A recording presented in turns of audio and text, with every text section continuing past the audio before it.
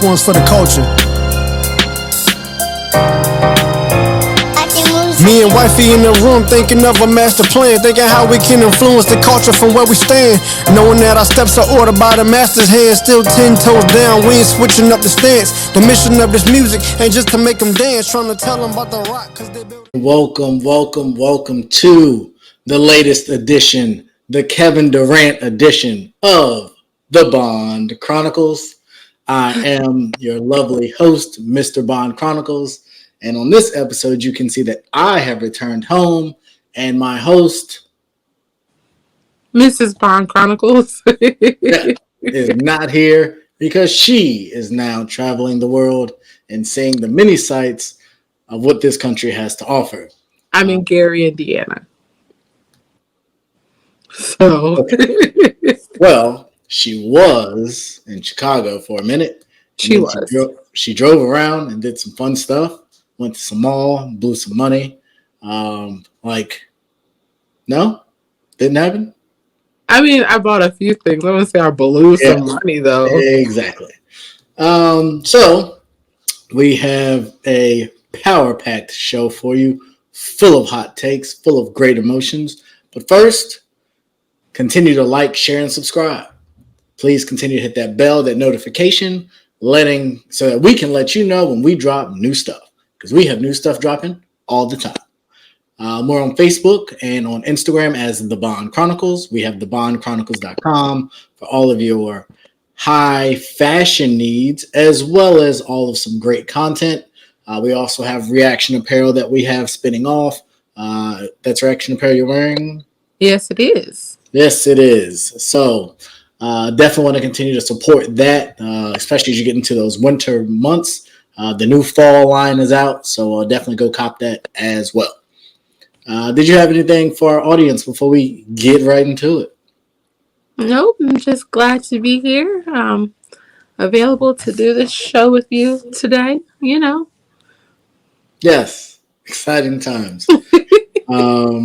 So we're going to start this with, I guess where you're at, it would be, bad news. The Pacers recently played the Wizards, and DraftKings let me down as the Wizards won, which is great for the home team, not so great for our pockets and our child's fund. But basketball is back. Exciting time. I know you and I have talked about if we are going to do the league pass. We did it a couple years ago. Really dope. Yeah, we did. So basketball is back. A lot of storylines. The Lakers have some new pieces. Russell Westbrook appears to not be fitting in very well. Kyrie Irving is not fitting in because he's not there. He's not playing. Ben Simmons also, for very different reasons, is not playing. So we got a lot of different storylines. Steph has looked great so far. Is there anything for you as a Celtics fan you're looking forward to this year? Do you think you guys have what it takes to get to the finals? I'd like to say I think we have what it takes. I didn't watch the game the other night. Well, I didn't watch all of the game. I did watch bits and pieces of it. And it's Jason, he can't get it. Tatum can't get it done by himself.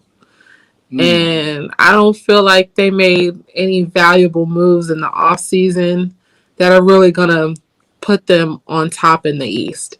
Like, it's just not realistic. Not when you look at Brooklyn. Like, that's just not it. Even the Knicks played pretty well the other night. They look good. Yeah, and so I'm like, we didn't do enough this offseason. So, no, I'd love to be like, yeah, we're going all the way. But I don't think that's realistic for me to believe. Gotcha.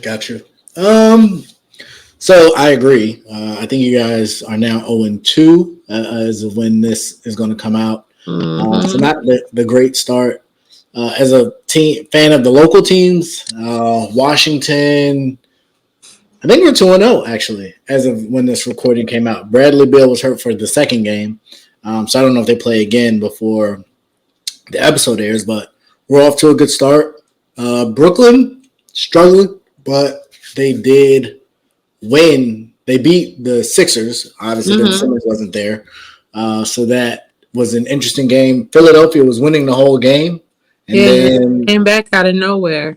out of nowhere, Brooklyn has a better chance. Like, I feel like if they can get past all of the Kyrie distraction and everything that is probably bringing into the locker room, they can pull it together and end up in a pretty nice position come playoff time for the season.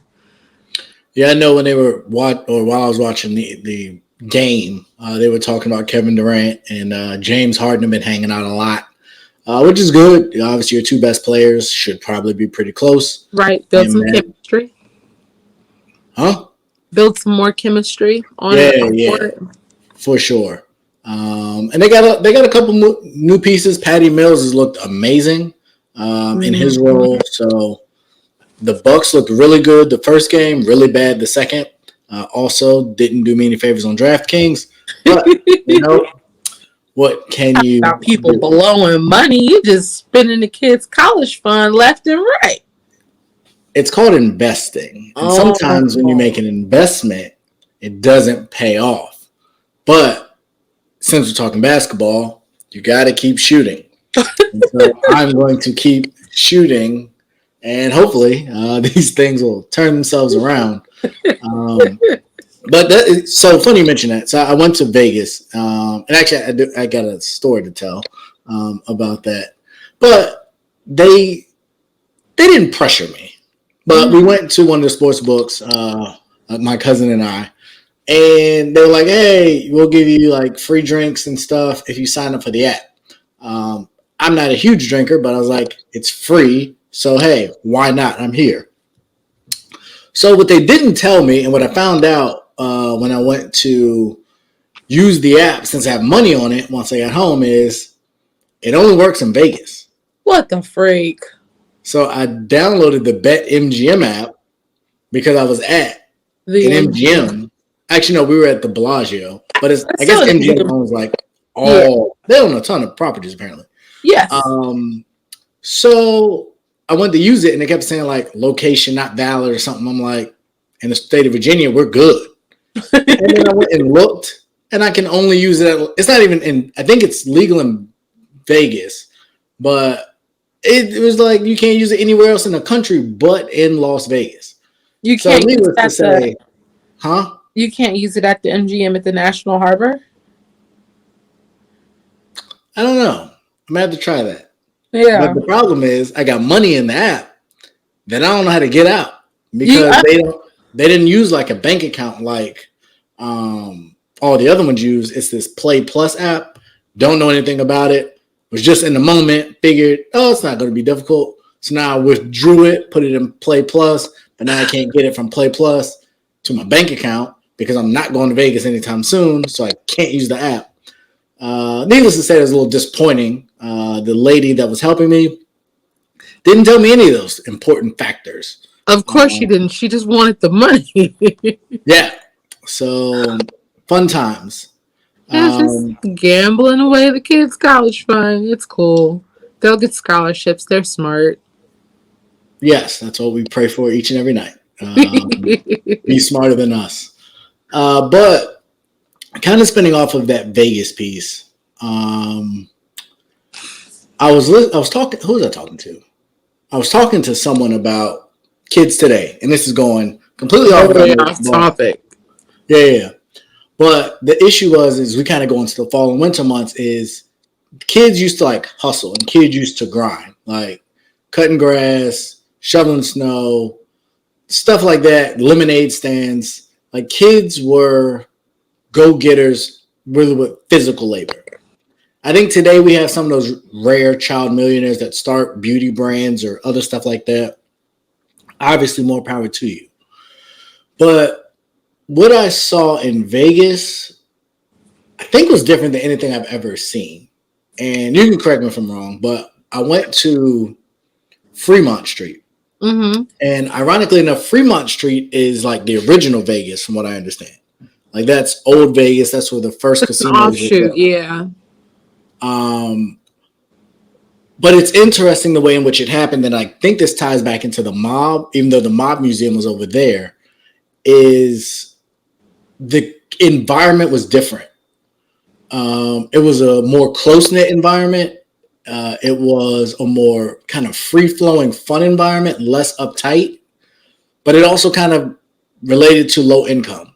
And so the reason I want to bring that in is we were walking, just hanging out, and they have set up areas for homeless people or panhandler people or people with talent. And so you hear these stories about people that make it in Hollywood. You hear these stories of people that were performing on the street in front of no one. And this was really the first time I think I seen it. Mm-hmm. Like there were kids outside, and we was out 2-3 o'clock in the morning, and there was like different, real almost stations where like there were kids dancing at 2 and 3 o'clock in the morning for tips. And so for me, it like warmed my heart a lot because it's like kids were out there hustling. I didn't see no parents for real. It was I was a lot gonna of kids say that were 2-3 o'clock in the morning. Maybe that's just a mom thing. I'm like, you need to go home to your parents. Like, but I think that's the thing is the culture is different. And remember we talked about the village. And I think it's similar to that, like that's their village where they go out collectively as a group. And as long as we're all together, I'm guessing the parents are in agreement and they obviously keep bringing money home that it's okay. Go get the money. So it was really good to see that. One of the kids, I think he was like, they said he was 12. He was out there with no shirt on dancing. It's Vegas. You can do that at night. But it was just really cool. Really cool to see that. A school night, was it? Huh? Was it like during the week or was it like on like the Friday, Saturday, Sunday? I think it was a weekend. I was there Thursday and every other day was pretty much a weekend. So I think it was a weekend. It was not a school night, I don't believe. I mean, I guess that makes it a little bit more acceptable for me. That's a negative. I guess if it was Thursday, that would have been different. And they had school on Friday. But we talked, like, my point in this was like we talked about the village. And so that was like, it's just a different vibe. It brought me back into the village mindset where everybody was cohesive, everybody respected each other's little circle or block, but you had different people. Like some people brought the boombox and were performing songs, some were singing, some were rapping. Then you had the big stages where you had groups performing, and they performed for like 3 hours. They would take like a 10-15 minute break, if that, come back and perform. So it was, and then that was the other piece. It was, I'm guessing a lot of people start on Fremont so that they can make it to the Strip. So it was just kind of cool to see, I believe, what is going to be the natural evolution for some of those people. And they'll have the stories on maybe America's Got Talent or whatever. But it was just cool to kind of see that in person in the collaborative effort. Whereas on the Strip, everybody's kind of out for themselves. For sure. I'm here to gamble. I'm here to get to where I need to go. I'm here to do this. Maybe I'll take a couple pictures. But it's just people walking, trying to get to a point with very, very little interaction versus the other side where you would say is less money, but people seemed genuinely happy. Yeah. So that was just a really big takeaway for me, kind of in relation to the conversation we had a couple of pods ago. But that was a good time. Good time. Cool. So, yeah. Glad to have the NBA back. Obviously, I'm a sports management major, sports fan. But speaking of sports, and we've talked about this on a variety of different situations where athletes and entertainers, in my opinion, make terrible spouses, make terrible significant others. Like, if you are dating or married to an athlete or an entertainer, you are probably going to get cheated on. Like, I'm just going to tell you what it is. You might get a Russell Wilson. You might get a Steph Curry. Maybe a LeBron James, but more than likely those are 1 in 1,000. Maybe 1 in 1,000. So now we have the flip side of this. And this age, and I guess it's been around for a while, definitely coming from Vegas, where women have tried to come up. And we've talked about on this pod different times where, you know, how the scales have swayed from a very, very misogynist society to a very, very pro-woman society. in relation to courts and child support and alimony and divorce and all that. And we get I don't even know what adjective to use. We'll just call her Brittney Renner. And we talked about Brittney Ritter some time ago about PJ Washington and how she played him. She targeted the young boy. And this actually kind of speaks to our conversation about teachers targeting kids, but slightly different. We talked about them before. Yeah, we talked about Brittany. What, PJ Washington, when he was crying all over the internet? Oh, I don't remember talking. I mean, I feel like we talked about him, like in a personal thing. I don't remember talking about him on the pod, though. I thought it was a topic at some point, but I could be wrong. I know I didn't talk about it on the other pod, so I thought it was this pod, but again. So if you don't know, Brittney Ritter and targeted a young, easily influenced PJ Washington. He fell in love with her. And you know what they say, you are not to love those women, the clean version. I guess I could have said it, but it's not important. And 2 months after she gave birth, she dumped him. Left him high and dry. He was on the internet crying. He looked worse than Will Smith. Like, it was just all bad. Now, she made a video maybe a month or two, said that it is stepdaddy season. Just continuing on with her lack of decency, in my opinion, but ultimately there's no shame. She's not very humble either. She's savage.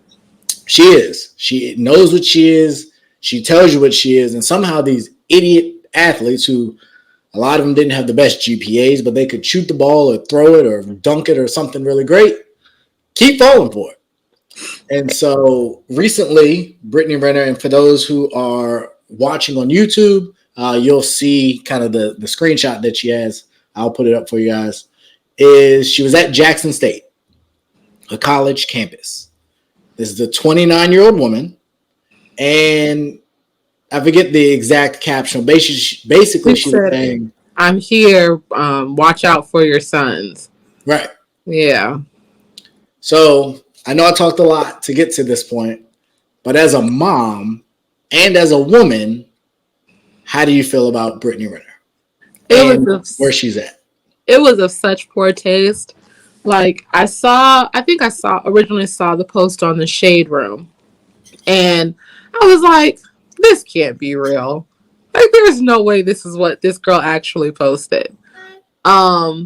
But then it started popping up on a bunch of other pages, and then it popped up on the Black Christian Marriage page that I follow on Instagram. And I was just like, oh my gosh, she really posted this. I was so disgusted. One, because I think the situation with her and PJ Washington is just really, really sad.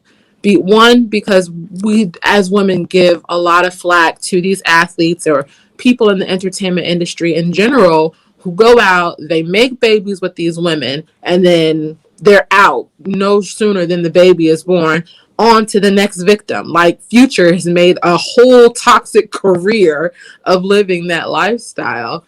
And here it is in female form. And in female form, it feels even worse because it's like he wants to be a dad. He wants to be a part of this kid's life. And you talking about it's stepdaddy season. Like, what? Like, you have a man that wants to be the dad. Who wants to be with you, who wants to be with your kid. But as long as those child support checks coming in on time, you just don't seem to care. And then to just, like, cherry on the cake, you're at another college campus looking for another unsuspecting young athlete to potentially prey on, because that's what you're doing at this point. Let's not mince any words about it. And you think it's funny? Like, in real life, if that, like, I would never. Like, it's just a big no all the way around. But then on the flip side, like, if a man had posted that and said something similar along the same lines, there'd be huge outrage about it. Kick him off the campus. He shouldn't be allowed to be here on the campus, and all of that sort of uproar. But I think we talked, not the last pod, but the pod before, about that double standard and how boys are sexualized. Like, this is a prime example of a woman sexualizing a young man, and it's just supposed to be okay. So no, I wasn't feeling it. And if I had a son on that campus, I'd definitely be telling him, stay away from that girl. Because she's nothing but trouble. Personally. Gotcha. So no, I agree. We have 2 sons and a third one coming. And if my kid went to that school, my son, and he played sports, bruh, don't do it. It's there for you. Like, she's, and I'm not trying, I don't care if you kill me, but I'm not making an equivalent comparison. But my point is, her brazen nature, her bold demeanor reminds me a lot of R. Kelly. Like, we know who you are and what you're about, and you're not changing your game plan at all. At all. Like, it is the same exact thing, and you got killed for it, but you don't care. And as a parent to a newborn, I don't get that. Like, I know I'm traditional in some ways and very progressive in others, or liberal. But when it comes to like women and motherhood, I feel like I've always been told like women have this innate nature to be nurturers and carers. And I would think women would have a little more decency knowing that they're raising children. And I think I think they have a daughter, if I'm not mistaken. I think it's a little girl. No, I don't know that much detail. But I'm just like, even if it's a son, like, assuming her son is on a path to be very successful, there's no way she could say, yeah, you should go for a woman like me. Like, that was a big part of why I cleaned up my ways even before, I got into my mid-20s. Like, at some point I'm going to have kids. And I would want my children to be like me, either want them to marry someone like me or to be like me in marriage. And so as a woman, I would think it'd be different. We talked about The Village, and I know I keep bringing that back up. For those of you who didn't watch, definitely go back and watch that episode. It was really good. Who's advising her? Like, where's her mother? Where are her friends that are saying, yo, this is trifling? Like, nobody's saying it to her. One, because unfortunately, everybody at this point in the game is like, you get the bag and you get the bag however you're going to get it. And if this is... But she got it. I know, but this is just, way to secure it again. And even if someone is telling her, hey, this might not be the way you want to do it, for her, why would she change her habits? At this point, she's been really successful at doing nothing and getting everything she wants. So, slightly pivoting to, I don't know what they call it, I think the Podfather, the Godfather, whatever. So, Kevin Samuels, obviously we've talked about him a number of times. Yeah. Brittney Ritter is 29. She's now a single mother with a laundry list of history. And as a woman, I guess, has she kind of reserved herself that, like, she's just not going to be with anyone long term? Is that not a desire? I don't know. So that's the kind of question that you would have to ask her, because at some point you have to start, when you live a certain way, when you decide that you're not going to be, I don't know, a career woman or whatever you want to call it, and this is how you're going to make your money. At a certain point you have to decide, I would assume, like, this is how many kids I'm going to have, and these are the people or the type of people I have to have kids with, or I have to be with a certain amount of time so that they are financially tied to me, the kid, for as long as I need for them to be. And then she might want to get married at some point in time. She's really pretty. Like, she's not going to have a hard time getting with someone she never has before. She'll get married because at some point, like, she's going to want, like, and I hate to say it like that, she's going to want alimony potentially and spousal support. So she'll get married. Now, will she really be invested and committed to the marriage? And what are her standards for marriage and relationships? Like, I can't necessarily say I think they're good given what her history is. But if you're thinking as far as like a gold digger type person, she's going to need to get married eventually so that she can get some sort of spousal support when that relationship doesn't work out. That brings me to a different thought process, and I just had a couple different women, because you said she's attractive, so she'll find someone. But when I look at most of your very attractive women, I don't feel like most of them have anybody.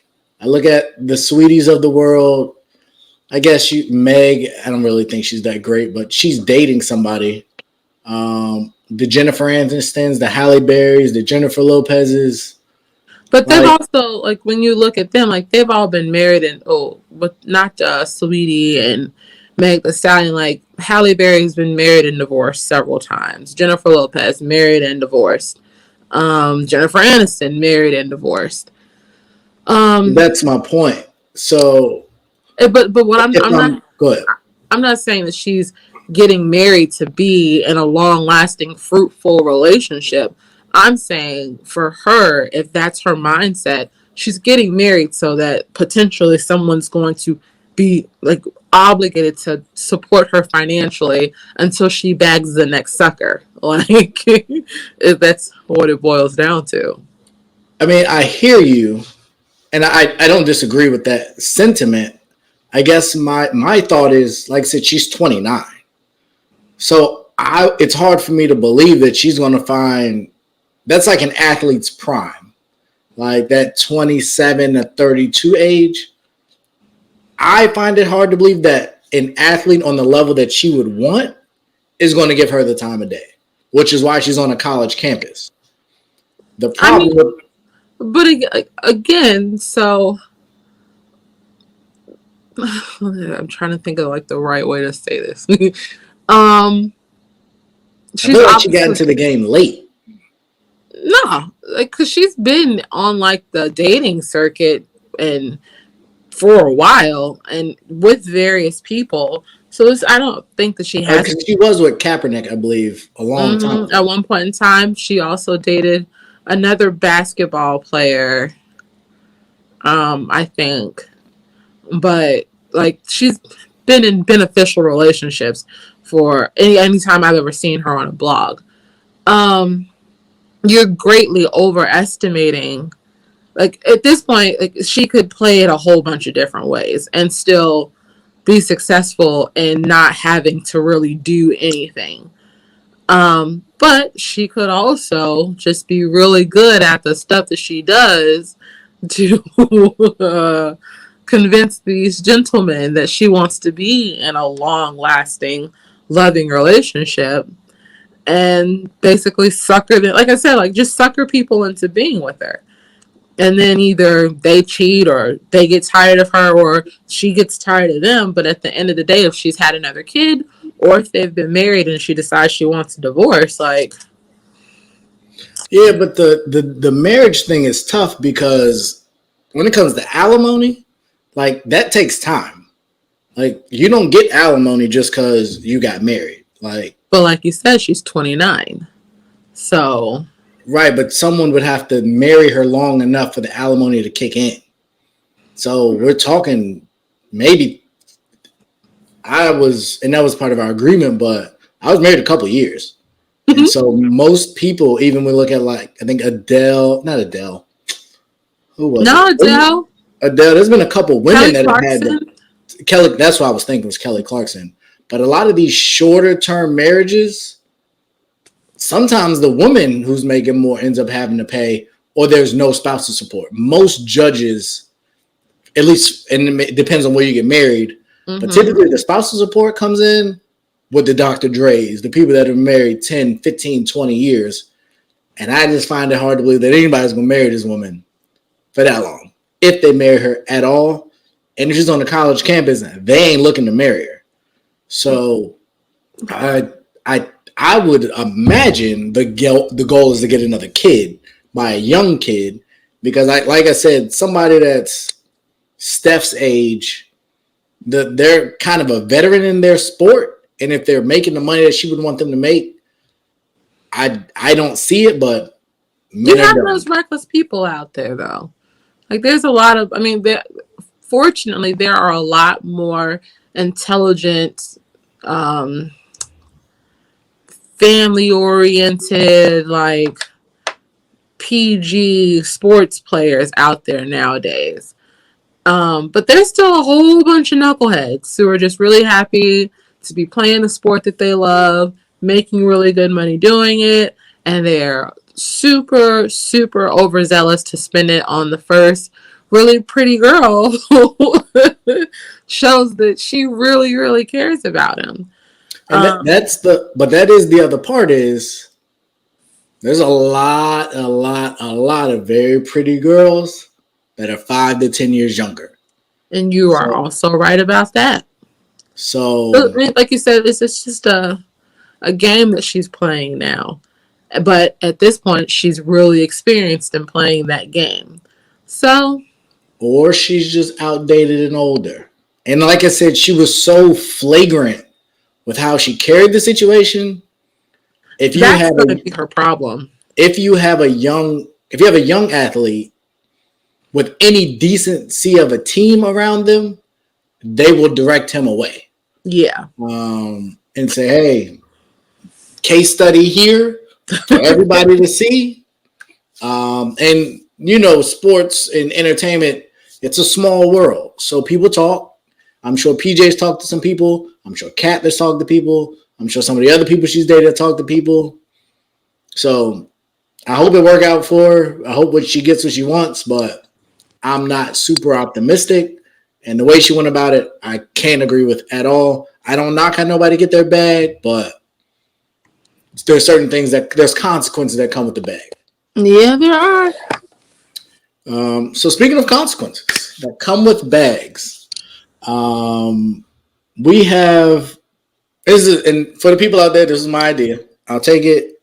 You can judge me, judge us, however you see fit. But obviously, being in Vegas, you see things. But being in the world that we are in, you see things. And so one of the things that came up in a group I was in was I was having a conversation about Russell Wilson and Sierra. And they were dragging Sierra, saying that she was just dogging her really for no reason. Well, because she was a single mom and that Russell Wilson was a simp for saving her from Future and why he's taking care of Future's kid. And they were just kind of going in, and I just didn't agree. The premise I agreed with, but Sierra was the wrong poster child for the argument they was trying to make. This is a group of all men? It's a group. There's a lot of women in there. There's a Kevin Samuels group. There's a volatile mix of people. There's a lot of great content in that group. But one of the things that came up, and the gentleman I was talking to, because I was defending Sierra and Russ, and I got into that today. I was defending Kim and Kanye, so I don't know what's happening to me. But the conversation was, he brought up that Sierra has kids, and they're going to see how she used to dance and the stuff that she used to do, and he jumped all the way to this teacher it was a student, and he was getting bullied at school because they found out that his mom was on OnlyFans. Oh. And he was saying his argument was like, women today are not thinking far enough into the future or thinking enough about their children's, how their lifestyle and their decision impacts their children. So similar to the Brittney Ritter situation, where at some point their child's going to get older and see, and the same thing with Future's kids, for what it's worth, not to paint just one gender, but at some point as a parent, you got to kind of make a decision. But the second part to this, and I want to throw it to you here in a second, is growing up, the adult entertainment industry, strippers, prostitutes, escorts, Playboy, all that stuff was like dirty and hidden and taboo-ish to me. And if I'm wrong, correct me. It was like, don't go watch porn or you'll get a virus in your computer. Like it was this dirty thing. Or, you know, you hide the magazine under your mattress and all that stuff that used to happen. Yeah. But now, OnlyFans is like glorified. Like it's in all these women's bios and all these social medias. It's like a form of entrepreneurship and owning your body.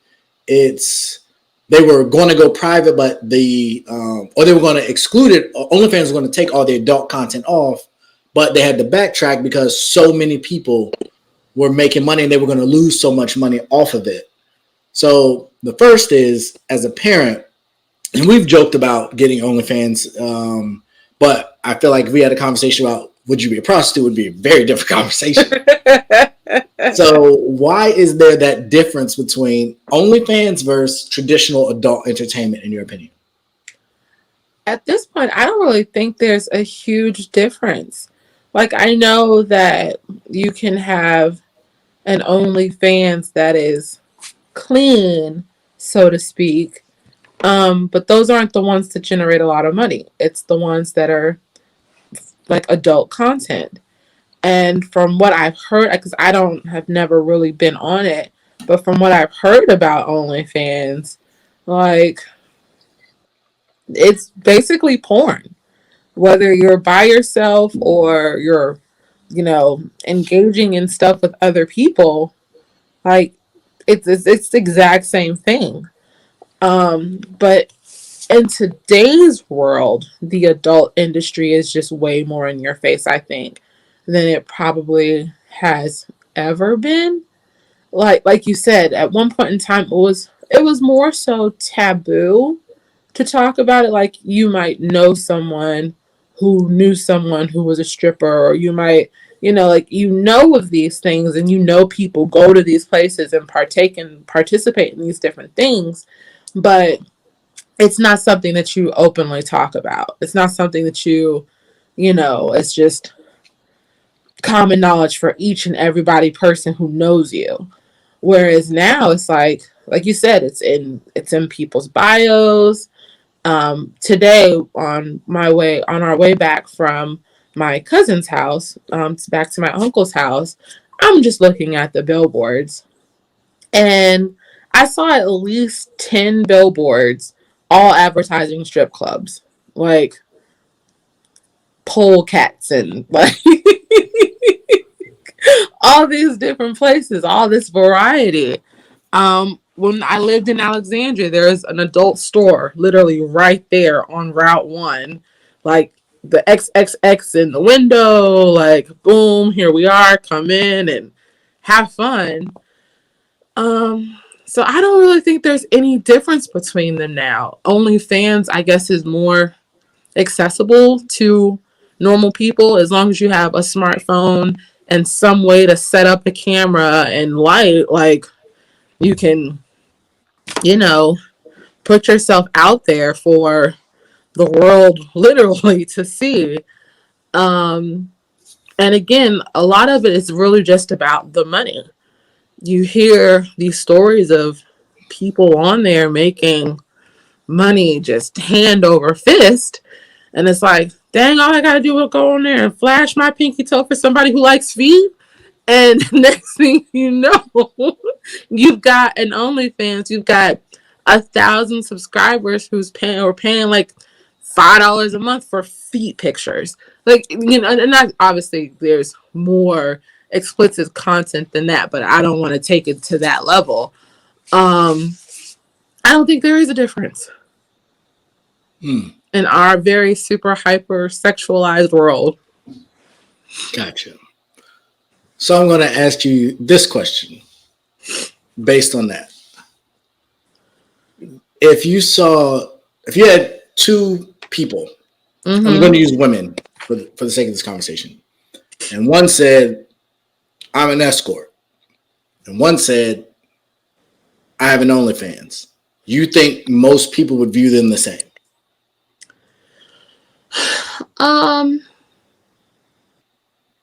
So I think most people would view them the same. I don't know. Because they wouldn't. They are going to dog the escort / prostitute the same way. And it's not the best correlation, but I'm going to jump there.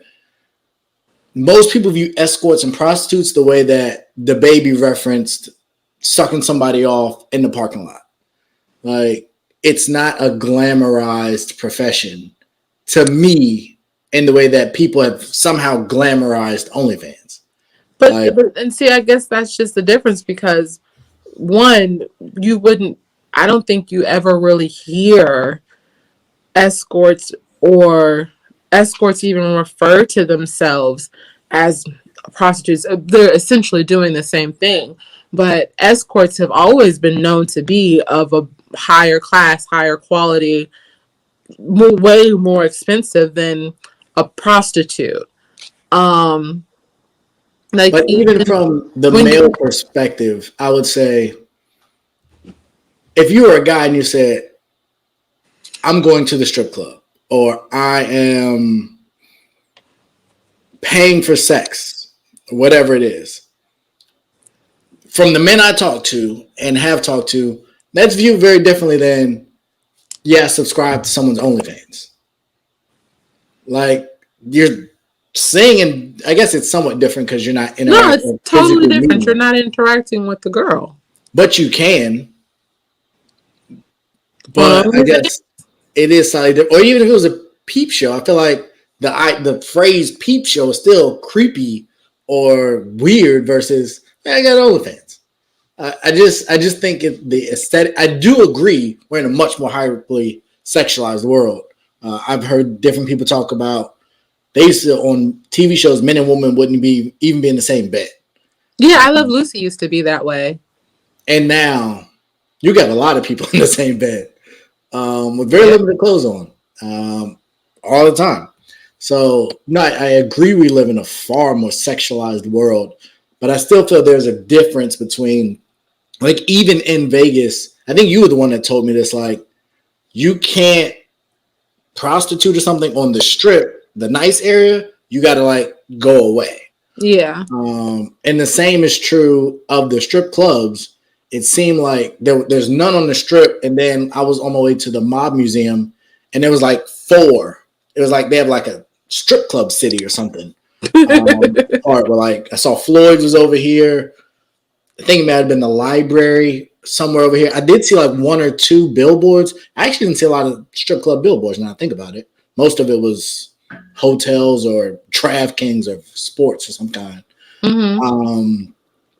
But I just think the world's a little different in that I agree we've come a long way, but I still think it's separated. And I don't know if you're putting escort in your bio the same way you'll put OnlyFans in your bio if that's what you do. The wording is for it. The wording for it is different now. Well, escort's like the nicest word I can use. No. Like, there's like whole businesses built around professional girlfriends. Like, there's shows about it on, actually, a really popular show on Stars, Girlfriend Experience. Yeah, I think that's it. On, is it Stars? Yeah. I watched because I think I might have finished the first season, but they were like sleeping with the men. Yeah, they weren't just girlfriends. I'm not saying that they weren't sleeping with the men. I'm just saying that in the world about in that little section of adult stuff, I don't know what that sex industry, sex workers, I guess, is really different now. So. And then I think it also just plays into how much people know about the different aspects of it.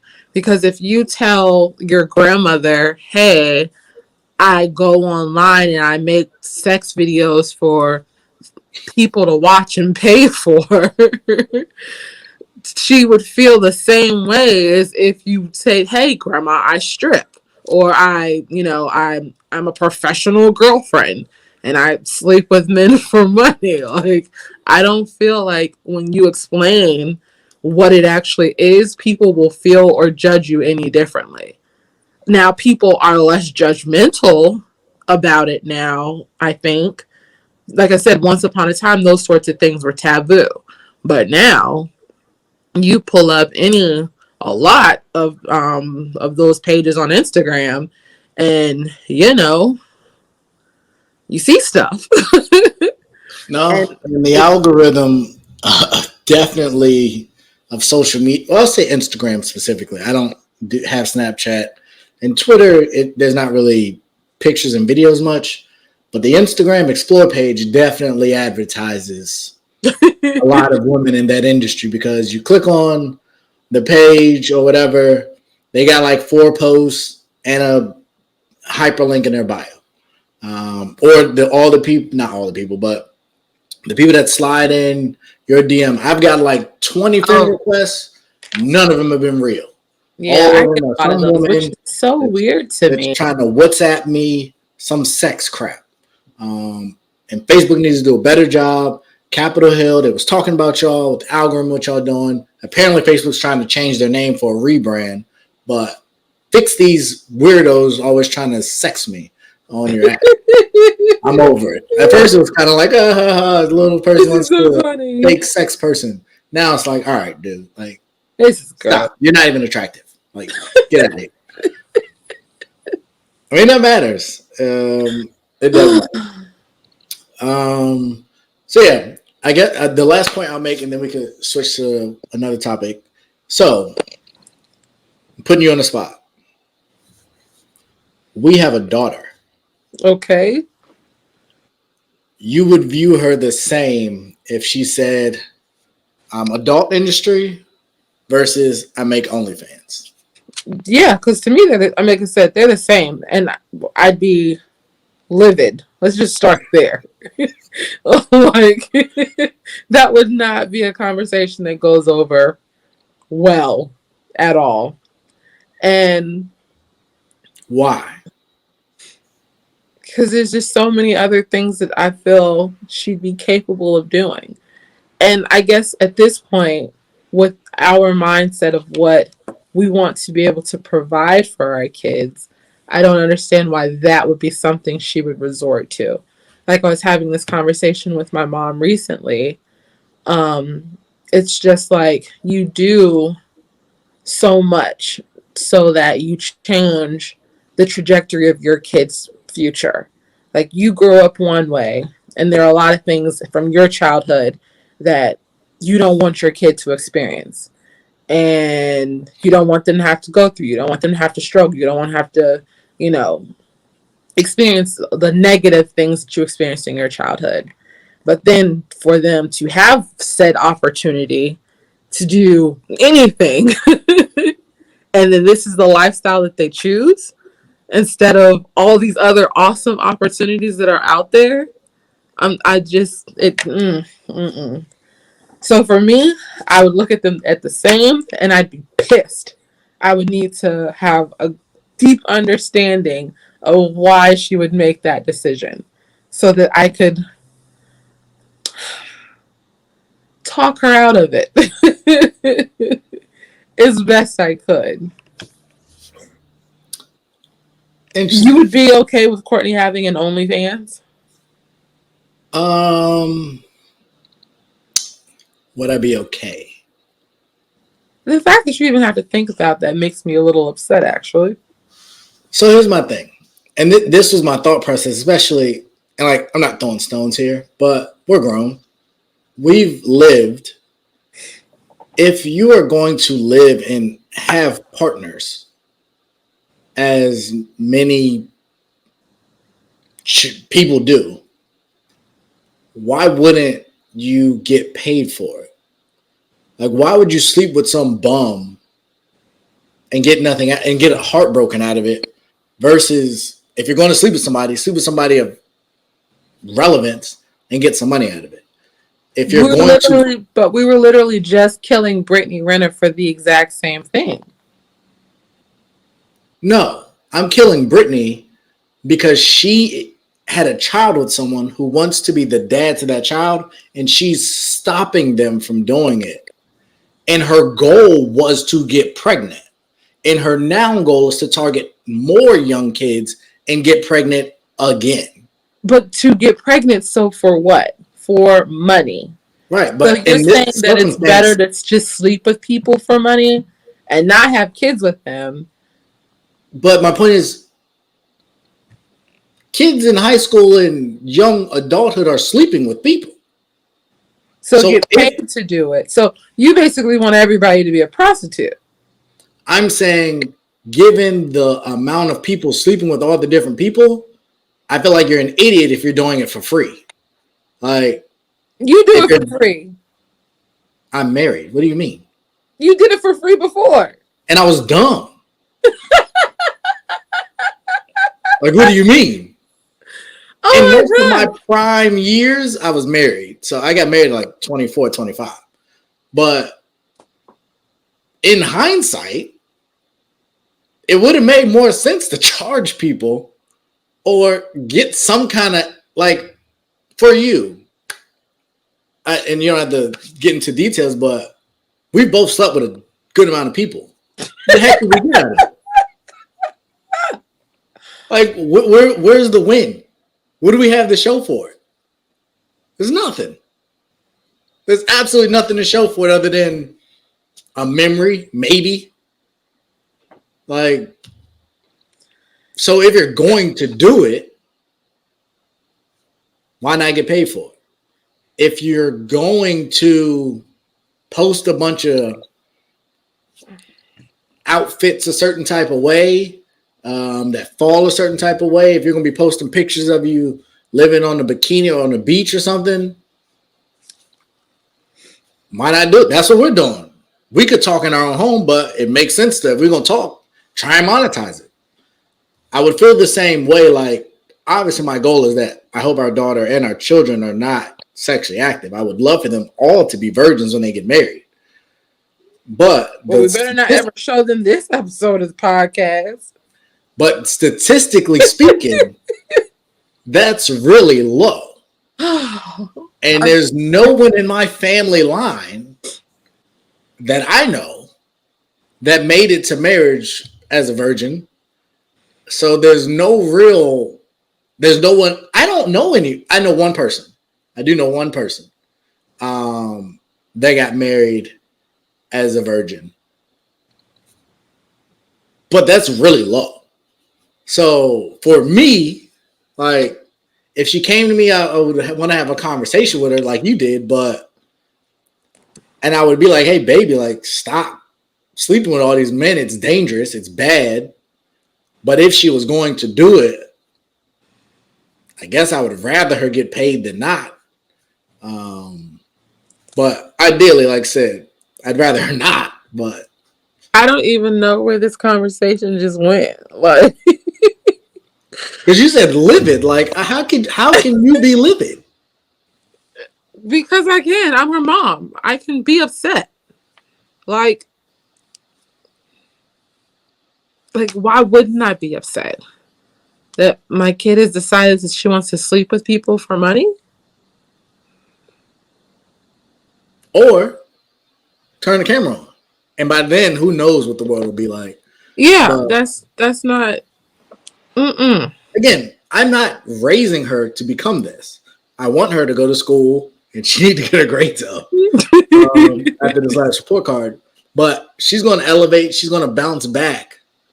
But if she is sexually active, and I think this is for all people, monetize whatever you can get. If that is ridiculous. You need to go to church on Sunday. You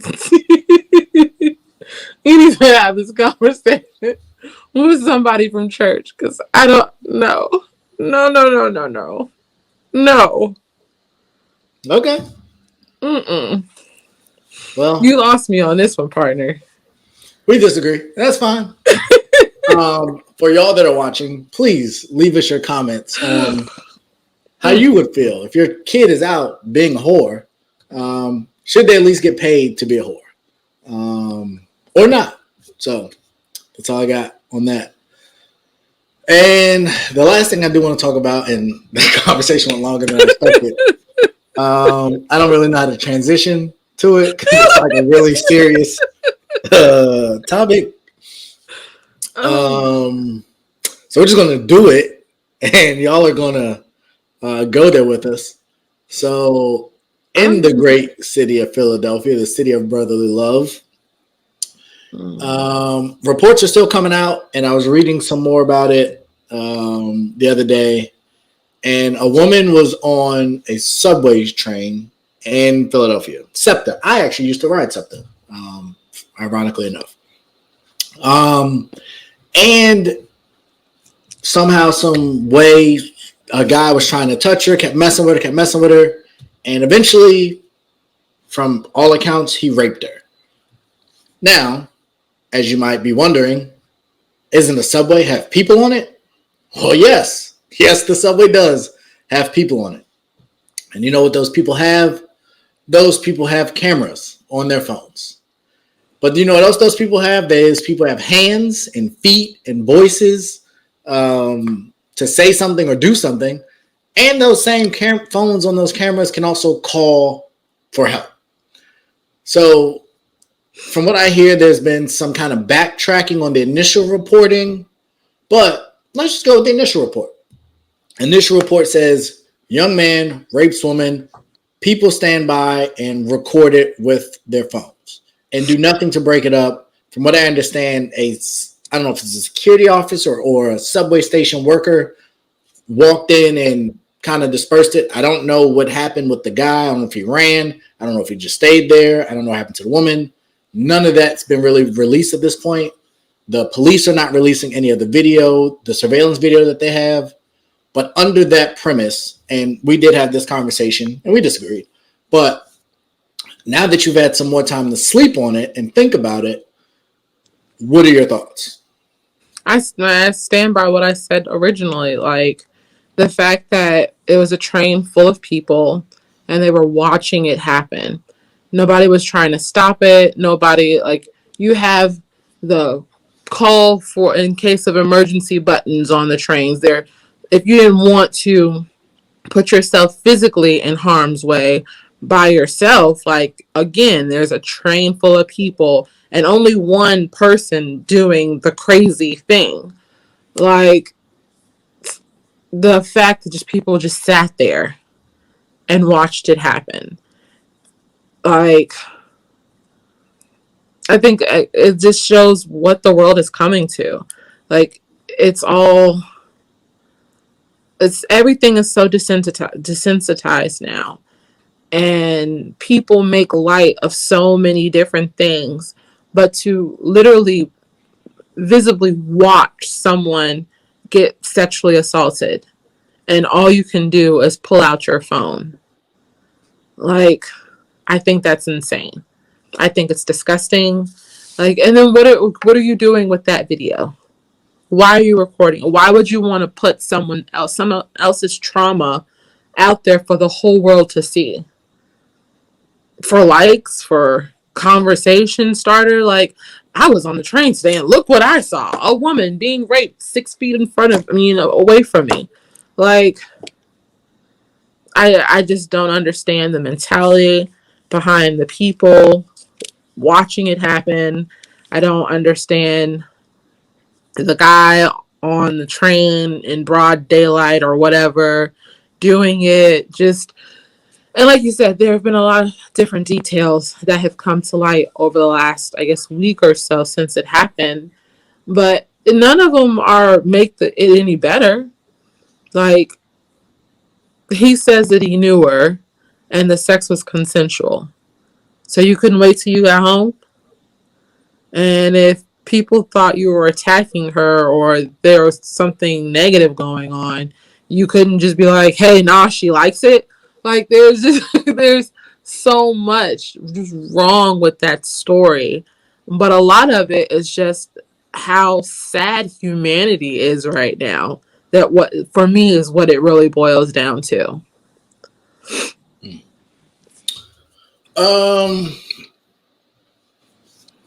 So I get that premise. I definitely understand that. I've watched a lot of TV shows. I watched a number of documentaries, and I personally would rather live than be remembered. And so for me, I'm not a hero when it's not my family. I will. And so you ask, what were they recording for? So that I can give you. My hope is that they would record similar to George Floyd and all these other police killings, Mike Brown, and all these different recordings that we've seen would be to put this individual away for whatever amount of time. I think video has been a life changer and a game changer in a lot of ways, that whether it be Ray Rice, whether it be so many different situations. Quavo and Sweetie, I think, was in an elevator. Video's crucial. So given the fact that there's a police investigation, a lot of times when I see these security cameras, they suck. They're low quality.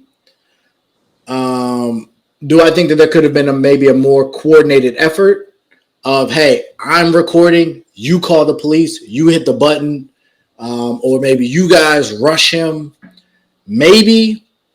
I watched the 9/11 documentary, and I think it was 4 planes. Yes, 4 planes, 2 towers. Was it 5? I think it was 5. 2 hit one tower, 1 hit the other, 1 hit the Pentagon, and 1 went down. I believe are the numbers. Only 1 went down, and all they had was box cutters. Just the idea of being a hero, and that situation is different because you're going to die. Well, you don't know probably what's going to happen. You just think you're being hijacked. But I just don't subscribe to the hero mentality. Like, I'm not going to be that hero. I'm probably not going to be the person that runs into the burning house to save the dog or even someone else's child. I would absolutely love for somebody to do that for my children, but I got 3, 4 kids.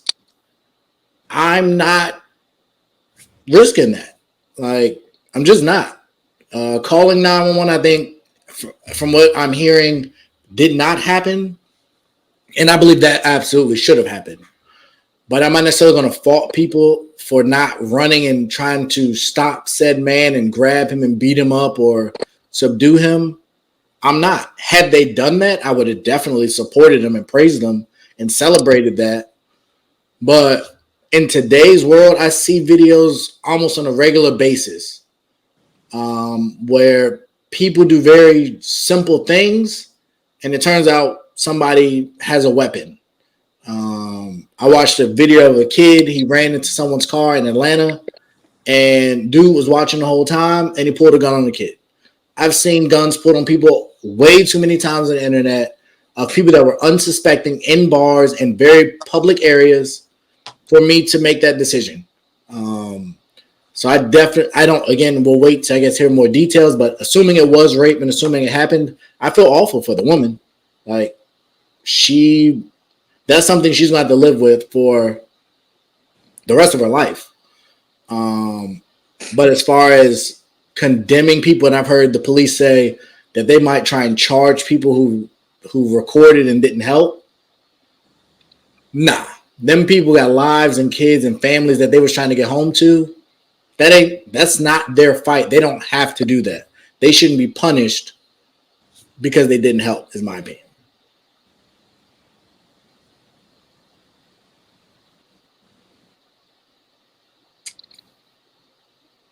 Right now, I'm like, who did I marry? This is just crazy. I don't know. Like, I'm not saying put your life at risk to save someone else, but I'm saying put your life at risk to save someone else, because I would not be able to sit and watch it happen, with at least saying something, at least trying to get other people to help me do something about it. Like I couldn't, like I could not personally. But I'm also not the person who's going to run into a house on fire. Like, I don't know. I don't know. The situation to me is screwed up. 100%. Like, I've seen a number of accidents. Some didn't have police at the scene. I will pray for the people involved. You're I not, ain't talking. and you're gonna keep on moving.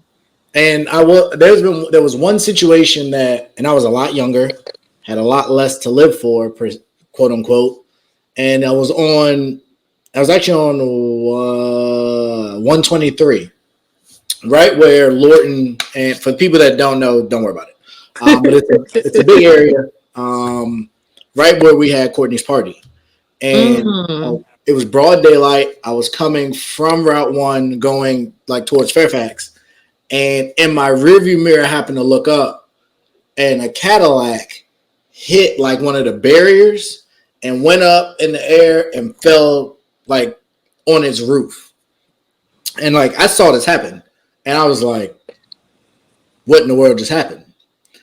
And I stopped. And obviously, for those who don't know, it's a very congested area, so there was a bunch of cars around. I did get out. I ran to the car. The driver was in the back seat of the car. How that happened, no idea. Jesus. And I think we took a golf club. Not me. Someone else had a golf club, and we like smacked. Not me. I was there. I was like yelling, kind of. But there was people trying to get the guy out, and I think trying to help get the guy out. But in the back of my mind, I was told that when someone's in like distress, if you help them and you hurt them, they can sue you. So like if someone's choking and you give them CPR and you break their ribs, like they can sue you. Mm-hmm. So that was in my head. Like, y'all smashing this man's car. Y'all are trying to pull him out. If y'all paralyze this man, like y'all got to live with that. So I was like there, but you weren't really helpful. I wasn't super helpful. I was like, when the ambulance came, I gave a statement, but I didn't stick around. Like y'all wasn't about to take my name. I wasn't about to go testify. Like I'm not that guy. I'm not a hero. Even in that same scenario, when I was in the accident last year, like, you know, thankfully I was okay, but it was strangers who probably stopped me from having like a severe panic attack. Because like after I like got out, like they helped me get out of the car. After I got out of the car and saw the car after the tree attacked me, and I saw how bad it was, like I sat down. Like I felt fine, but I sat down. And like the people from like OnStar or whatever that was, like they're trying to get information from me to help, you know, to get someone out to me. Like I couldn't even form words at the moment. Like, but the people whose house, the yard I was sitting in, the people whose house, they came outside and they were talking to the OnStar folks for me. Like I think we value the kindness of strangers, but at the same time we take it for granted, because if everybody in the world thought like you, there are so many more accidents that happen that would end up fatal. This situation, this whole disgusting situation probably could have turned out differently had there been one person on that train willing to, you know, kind of step out on the limb, I guess. And again, like I don't know. I mean, I guess there's no, and I can't even say there's no wrong way to act in that kind of situation, because if it was anybody, you know, that we knew, or I don't know. I just But I think that to me is the difference. If I know the person, I'm probably more likely to take the risk. But if I don't know you, I'm not put here to die for you. And on the subway in Philly or New York or anywhere, or even if I was in like some rural country town, hey, you ain't jumping I down. see hitchhikers, people hitchhiking. Nah, you might be going the same way I'm going. No, yeah, I feel differently about hitchhikers. Like, But somebody like homeless people, some of these homeless people are like legit homeless over tragic circumstances. yeah, for sure. Everybody's not just a drug addict or a loser. Like some people have been in really sad situations or had very successful situations and life just happened. Yeah. But for me, just keep it pushing. Good man. I prayers out to the young lady. Hopefully there's a speedy resolution to the whole situation because the situation is tragic, it's traumatic. And then one last thing, I don't know if you saw. I think it's the Alec Baldwin situation. Did you hear about that? Yeah, we saw it on the news Saturday morning, or I think we saw them talking about the blanks, I guess. The prop gun had ammunition in it that was still live, or like it wasn't completely cleared out to be just a prop, and he accidentally killed a person. Like, I can't even imagine how that feels. Right. So I know I've shown you the guy that was like is an actor out in California, Mm-hmm. and so he's a little connected, and he posted something that basically said a bunch of people had like quit the movie because there was a bunch of stuff being under the hotels they were promised they weren't getting. Gun safety was an issue. Like apparently there had been issues, and they had written statements, and this is all alleged, detailing like stuff is not being done right on set. And so, according to some other stuff I read, the director, somebody advised him that the gun was cold. Like it was, you're good to go. Don't worry about it. I love to act, but I don't be acting. I didn't even know they used real guns They do. and shot. I guess they usually said they were shooting blanks.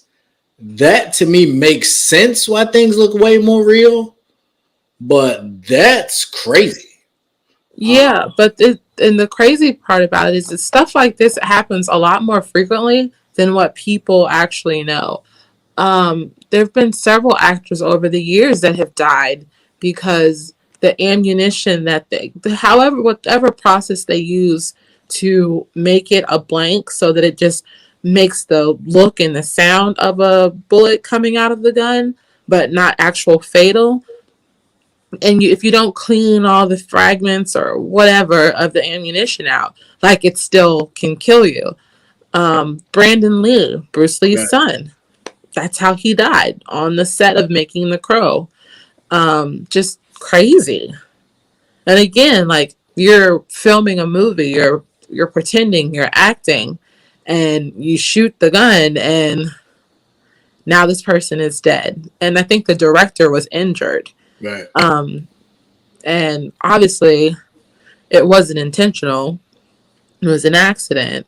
And so now this person is dead. And to find out that they could possibly be dead because of someone else's negligence, like one, that's a huge lawsuit. And two, like again, as a person, like you just feel awful. You just killed somebody. Right. So definitely prayers to all those involved in the situation because it really sucks. Yeah. Like I can't imagine as an actor the next time I would go to have to can't hold a gun or God forbid have to fire a gun. Like the trauma associated with that, the family that was impacted, and I read that Alec Baldwin has been in contact with the spouse of the woman. She had children. She was married. Like, Have you seen the pictures from the set? Like, he looked like, I don't know the word, like traumatized that it happened. I can only imagine. Like, Yeah. and I don't know what the scene was, but if it was a situation where it was like close range, like, that's crazy. Like, and if the point is I'm standing over you and I'm killing you because you tried to kill me, and you like You that would literally be killed me. right. Like that. And would it's like, are you acting? Like, are you really like I said, it's crazy. I feel really bad for all those involved. Yeah. So I know we didn't want to end on such a somber topic, but given that it is new and relevant, I felt it was important to at least give our condolences, give our sympathies. I definitely learned something new about the process. I did not know that that's how it worked. I would think, however you make the book, the way it should work, there should never be anything in it. Like, and I don't know enough about the process to speak on it, but I just feel like there should be a better way that can't happen. Yeah, But I agree. I guess it does, and if that's how they've been making all the movies, I enjoy. And I was telling somebody this earlier, like they were saying, "Oh, do you watch scary movies or something?" Because it's that time of year. I was like, "Nah, I like to laugh and see blood and guts," and so I do, but I like it when it's fake. And so, like this is just really sad, really, really sad. So, yeah, we appreciate y'all support. Hopefully, you got something out of this. Hopefully, you were entertained. Hopefully, you have something that you can take away. Hopefully, you watch this with your family. Continue to like, share. This episode? What? Did people watch this episode with their family? I feel like we need to put a little explicit content. I mean, we ain't getting no graphic details. I guess not. It is what it is. Like, industry popping. And so do OnlyFans, apparently. Seeing a lot of big numbers. Just make sure I pay our taxes because they coming to get it. They're coming to get you $600 or more. I cannot wait to that. I can't wait, but this is gonna be this is probably the most interesting tax year I've ever had. So I don't know what's gonna happen with our taxes this year. I have no idea what our taxes are gonna look like this year. Like, we got business. We probably should hire someone. We got stimulus stuff. We got business stuff. Like, probably should hire someone this year. Yeah. So if y'all know someone that you recommend, we're looking for recommendations. definitely go ahead and put them in the comments there. But as y'all all know, we do this how we do it. In life, things happen. You have the power to choose what you do. Choose wisely and always bet on you. And as you heard, we need to pay some taxes potentially. So if you have been blessed by this episode, go ahead and bless us. I think the thing is still at the bottom of the screen, or it's in the comments. Run it up. We got mad kids and we need more money. We appreciate y'all, and y'all continue to be great. And please pray for, I guess by the time this drops, you'll be in the air, or will you have left yet?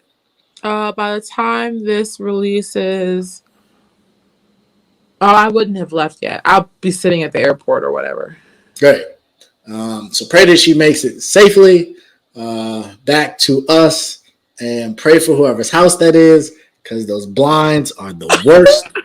Hopefully they can't hear me. Goodness gracious, that is some country stuff right there. Even that clock on the wall, I don't know what time period that is from, but it is not from the modern era. But we love the family. Our prayers with you as well through all this. Stay up, stay blessed, stay true.